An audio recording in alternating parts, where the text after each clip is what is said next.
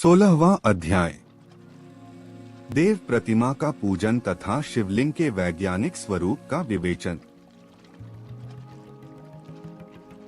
ऋषियों ने कहा, साधु शिरोमणि सूत जी, हमें देव प्रतिमा के पूजन की विधि बताइए जिससे अभीष्ट फल की प्राप्ति होती है।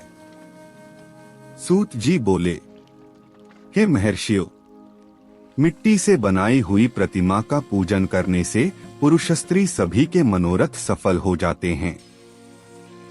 इसके लिए नदी, तालाब, कुआं या जल के भीतर की मिट्टी लाकर सुगंधित द्रव्य से उसको शुद्ध करें। उसके बाद दूध डालकर अपने हाथ से सुंदर मूर्ति बनाएं। पद्मासन द्वारा प्रतिमा का आदर सहित पूजन करें। गणेश, सूर्य, विष्णु, शिव, पार्वती की मूर्ति और शिवलिंग का सदैव पूजन करें। संपूर्ण मनोरथों की सिद्धि के लिए 16 उपचोरों द्वारा पूजन करें। किसी मनुष्य द्वारा स्थापित शिवलिंग पर एक सेर नैवेद्य से पूजन करें।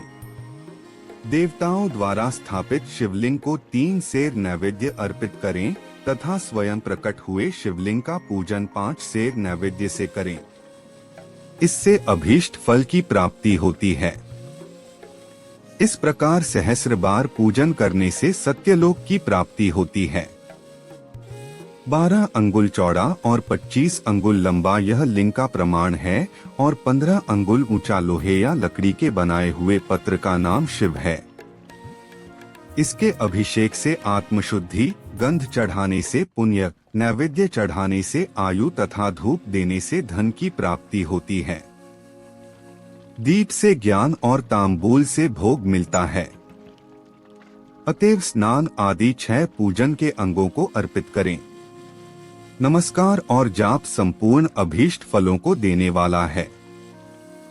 भोग और मोक्ष की इच्छा रखने वाले लोगों को पूजा के अंत में सदा जाप और नमस्कार करना चाहिए। जो मनुष्य जिस देवता की पूजा करता है वह उस देवता के लोक को प्राप्त करता है तथा उनके बीच के लोकों में उचित फल को भोगता है। हे महर्षियों, भूलोक में श्री गणेश पूजनीय हैं। शिवजी के द्वारा निर्धारित तिथि, वार, नक्षत्र में जो विधि सहित इनकी पूजा करता है उसके सभी पाप एवं शोक दूर हो जाते हैं और वह अभीष्ट फलों को पाकर मोक्ष को प्राप्त करता है। यदि मध्याह्न के बाद तिथि का आरंभ होता है तो रात्रि तिथि का पूर्व भाग पितरों के श्राद्ध आदि कर्म के लिए उत्तम होता है तथा बाद का भाग दिन के समय देव कर्म के लिए अच्छा होता है। वेदों में पूजा शब्द को ठीक प्रकार से परिभाषित नहीं किया गया है। पूग का अर्थ है भोग और फल की सिद्धि जिस कर्म से संपन्न होती है उसका नाम पूजा है। मनोवांछित वस्तु तथा ज्ञान अभीष्ट वस्तुएं हैं। लोक और वेद में पूजा शब्द का अर्थ विख्यात है। नित्य कर्म भविष्य में फल देने वाले होते हैं। लगातार पूजन करने से शुभ कामनाओं की पूर्ति होती है तथा पापों का क्षय होता है। इसी प्रकार श्री विष्णु भगवान तथा अन्य देवताओं की पूजा उन देवताओं के वार, तिथि, नक्षत्र को ध्यान में रखते हुए तथा 16 उपचारों से पूजन एवं भजन करने से अभीष्ट फल की प्राप्ति होती है। शिवजी सभी मनोरथों को पूर्ण करने वाले हैं। महा आर्द्रा नक्षत्र अर्थात माघ कृष्णा चतुर्दशी को शिवजी का पूजन करने से आयु की वृद्धि होती है। ऐसे ही और भी नक्षत्रों, महीनों तथा वारों में शिवजी की पूजा व भोजन, भोग और मोक्ष देने वाला है। कार्तिक मास में देवताओं का भजन विशेष फलदायक होता है। विद्वानों के लिए यह उचित है कि इस महीने में सब देवताओं का भजन करें। संयम व नियम से जाप, तप, हवन और दान करें क्योंकि कार्तिक मास में देवताओं का भजन सभी दुखों को दूर करने वाला है। कार्तिक मास में रविवार के दिन जो सूर्य की पूजा करता है और तेल व कपास का दान करता है उसका कुष्ठ रोग भी दूर हो जाता है।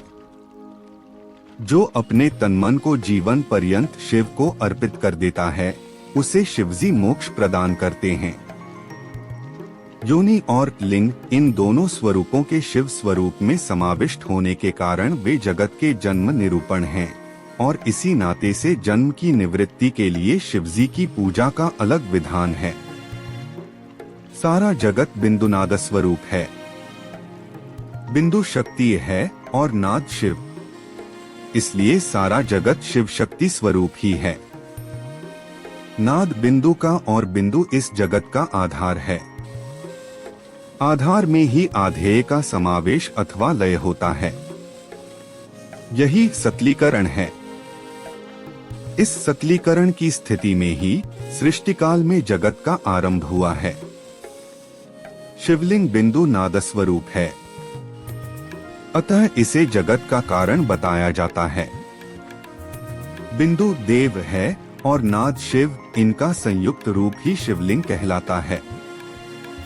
अतः जन्म के संकट से छुटकारा पाने के लिए शिवलिंग की पूजा करनी चाहिए। बिंदुरूपा देवी उमा माता हैं और नादस्वरूप भगवान शिव पिता। इन माता पिता के पूजित होने से परमानंद की प्राप्ति होती है। देवी उमा जगत की माता हैं और शिव जगत के पिता। जो इनकी सेवा करता है उस पुत्र पर इनकी कृपा नित्य बढ़ती रहती है। वह पूजक पर कृपा कर उसे अपना आंतरिक ऐश्वर्य प्रदान आत्म शिवलिंग को माता पिता का स्वरूप मानकर पूजा करने से आंतरिक आनंद की प्राप्ति होती है। भर्ग शिव पुरुष रूप हैं और भर्गा शक्ति प्रकृति कहलाती है।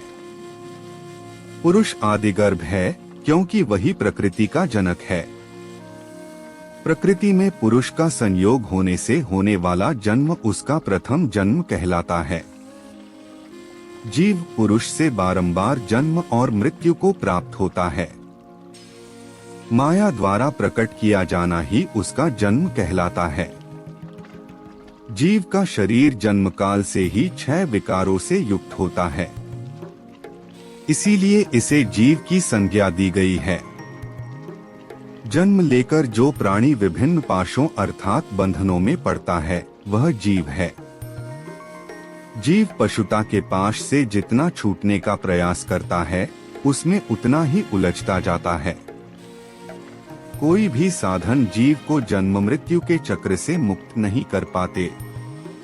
शिव के अनुग्रह से ही महामाया का प्रसाद जीव को प्राप्त होता है और मुक्ति मार्ग पर अग्रसर होता है। जन्म मृत्यु के बंधन से मुक्त होने के लिए श्रद्धा पूर्वक शिवलिंग का पूजन करना चाहिए। गाय के दूध, दही और घी को शहद और शक्कर के साथ मिलाकर पंचामृत तैयार करें तथा इन्हें अलग अलग भी रखें। पंचामृत से शिवलिंग का अभिषेक व स्नान करें। दूध व अन्न मिलाकर नैवेद्य तैयार कर प्रणव मंत्र का जाप करते हुए उसे भगवान शिव को अर्पित कर दें।